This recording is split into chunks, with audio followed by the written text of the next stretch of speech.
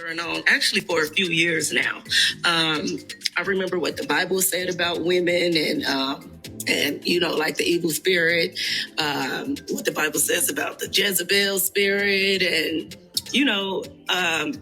things I see that women do, things I know and heard that women do. The paternity issue, how these women lay next to a man for years, looking a kid in the eyes for years, knowing there's no relation. How good men get stomped out. How kids are just used for a check. I've come to the conclusion that I think women are just pure evil. What the hell is wrong with you people?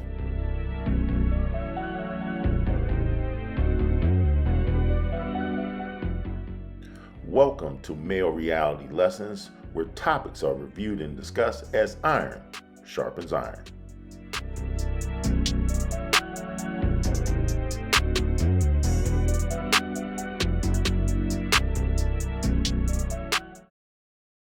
On Male Reality Lessons today, this is a PSA concerning societal norms. With each passing decade, the fairer sex has become more and more violent. Now, it used to be a time where this situation would be considered an anomaly, but no longer. Whether it's in personal relationships or just in the general public, women without fail are becoming so violent and egregious that there's something needs to be done. No more soft consequences for their actions. They need to be treated just as violent and consequences delivered just as harsh as if they were men. You don't have to believe me. Let's take a look at 3 cases that reflect just this point. We go on to our next story tonight. A woman is accused of intentionally driving over a man while holding an infant. Wait a minute. First of all, you're not going to speed past that like you didn't just say what you just said. We do want to warn you, the video you're about to see may be unsettling, given the details of this case. The Polk County Sheriff's Office says this woman, Aaliyah Ross, got into an argument with her boyfriend. He went outside to cool down and grab their 16-month-old boy.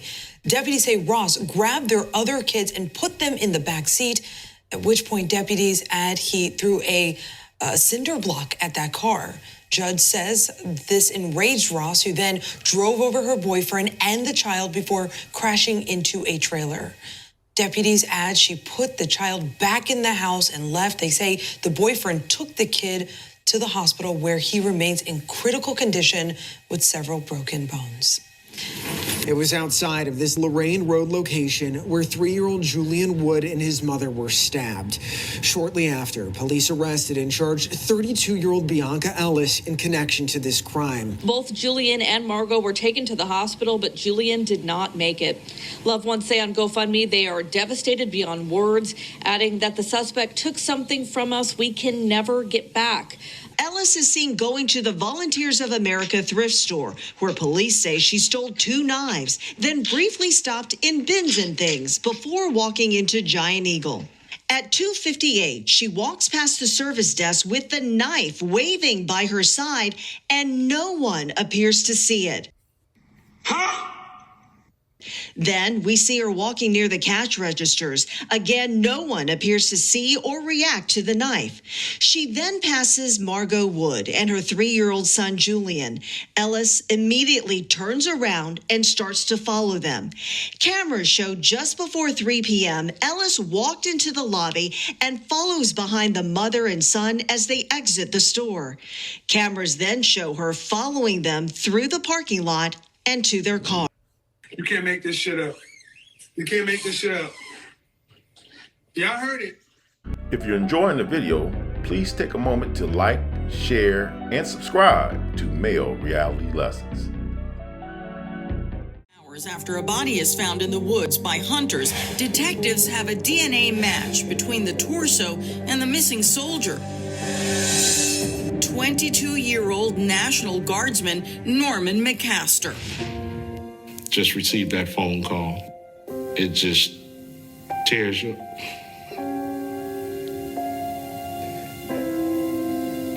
It just tears you apart that, they hear that one of your kids is dead. And investigators believe they know who is responsible. His own wife, Watasha. They secretly had her under surveillance for weeks. We wanted to gather the strongest case we could get against her. Watasha agrees to meet with investigators. We were helping the guard out on a missing person who, according to them, is a missing person, Norman. That's why we came to talk to you. And we briefly spoke at your house, and you were nice enough to come over here with us, right? Detectives ask Watasha about her relationship with her husband. She paints a picture of estrangement and abuse, starting with an argument over Norman watching porn. It just threw me into the wall, and I got so nervous because, that's my husband, Right. And he never put his hands on me like that. How long ago was that? That was about maybe 2 months ago.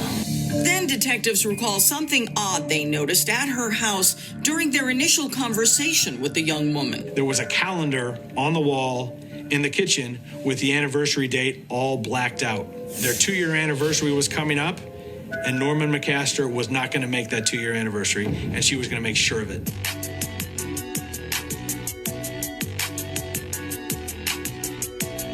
You said your anniversary was Monday. I can't remember when you said it was. October 26th. It would have made 2 years we were married. And I kicked him out on the 24th. He actually took all his stuff on the 24th. But detectives knew otherwise. They had already been through her trash, finding what appeared to be Norman's belongings, including his military uniforms, credit cards, and IDs. And when he left, what did he take? Everything. Everything? You told us at your house that he left with nothing but the clothes on his back. He got everything. Did he? Yeah. I didn't keep anything. I don't want to keep anything. Now you see now, you done fucked up, that, don't you? Well, you know why you didn't? You threw it all out in your garbage. That's why we're here. We know where Norman's at. Where is he? You know where Norman's at. No, I don't. If we haven't made ourselves clear, this is a homicide, okay? What's a homicide? Oh, yeah, well, under arrest or something? Yeah. You're under arrest for the concealment of a homicide. There's nothing more. What I'd like to do is get this straightened out, okay? I want a lawyer. Pardon me? I want a lawyer. But Watasha is taken into custody and charged with first-degree murder, dismembering a body, concealing a homicidal death, and obstructing justice. At trial, prosecutors reveal the results of a forensic computer search performed on her laptop. The computer searches, they all started around the beginning of June, about how to kill your husband, how to kill a spouse and get away with it, and the list goes on and on. And prosecutors are just getting started when they call their star witness, a student who attended college with her. He loaned a gun to Watasha. She then returned a day later, and it was missing 2 bullets. We believe that she shot Norman in the head with that gun. That's why his head was cut off with a reciprocating saw, and then his hands were cut off and his legs cut off. Either she thought that no fingerprints could be found, so they couldn't determine who, when the torso was found, who it was, or it made it easier because Norman weighed over 200 pounds. Police were never able to determine other locations where body parts may have been scattered. His head, his hands, his legs were never recovered. It's a devastating reality for Norman's family. Why would someone just do something like that to a person, period? That's not a human being to me. That's a monster. After 7 hours of jury deliberations, Watasha is found guilty and sentenced to 78 years. Watasha was a perfectionist. She had never failed at one thing. But her marriage was crumbling around her, and when it started to fail, she came up with a plan, and unfortunately she carried it out. Since the horrific murder of Norman McCaster, his father tries to stay strong for the rest of the family by mourning his only son in private. It's tough because every morning I go out to the car, I'll sit there and, I'll cry. And there you have it. It seems that vetting your partner has become a very critical life skill. If you don't attain it or ask someone how to go about it, not only would it cost you from a financial, physical, and mental standpoint, it could even cost you your life. I applaud you also to stay vigilant in society. If you see something, say something, and don't take anyone for granted. Contact the authorities immediately. But I want to hear from you in the comment section. Give me your thoughts and opinions on this topic, as well as any other topic here on Male Reality Lessons. As always, I want to thank you for watching. Smash that like button and have a good day.